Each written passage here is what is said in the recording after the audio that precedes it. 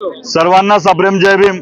आज परभणी घटना निषेध मोर्चा म्हणून शहीद भीमसैनिक सोमनाथ सूर्यवंशी यांच्या हत्येच्या निषेधार्थ धुळे जिल्ह्यातील तमाम भीमसैनिक वेगवेगळ्या गटातटातनं पक्षत्याग करून म्हणजे पक्ष त्यांच्या बाजूला सारून एकमताने आंबेडकरी विचारधारा मानून या ठिकाणी जमलेलो आहोत।